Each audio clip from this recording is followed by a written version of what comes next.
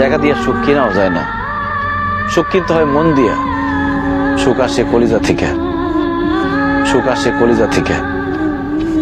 আমরা সারা জীবন শুধু নকল জিনিসের পিছনে ছুটি, আল্লাহর দেওয়া সূর্যরে বাদ দিয়া আমরা ঝাড়বাতির পিছনে দৌড়াই। টাকা দিয়া তো তাহলে বড়লোক মানুষটা কবরের মধ্যে টাকা দিয়ে সুখ কিনতো, টাকা দিয়ে সুখ পাওয়া যায় না।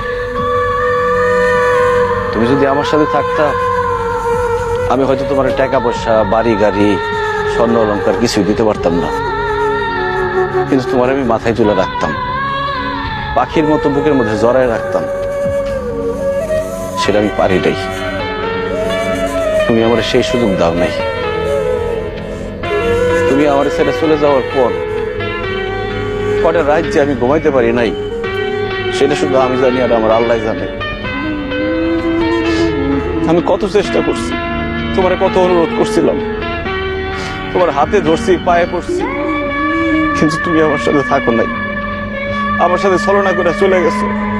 তুমি আমার জীবনটা আগুনে পুরা কয়লা বানায় ফেলাইছিলা।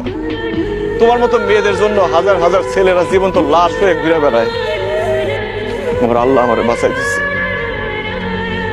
তখন আমার জীবনে আসছে আয়েশা। আয়েশাও আমার মতো অশিক্ষিত, পড়াশোনা করে নাই, টাকার সুখ সে বুঝে না, কিন্তু সে যে আমার সম্মান করে আর ভালোবাসে, পৃথিবীর সবকিছু দিয়ে মনে হয় সেই ভালোবাসা পাওয়া যাবে না।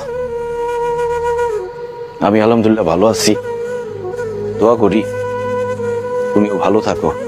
তোমার প্রতি আমার কোনো রাগ অভিমান নাই, তুমি তোমার ভুল বুঝতে পারছো, আল্লাহর কাছে মাফ চাও, আল্লাহ সুখ দিতে পারে। ভালো থেকো।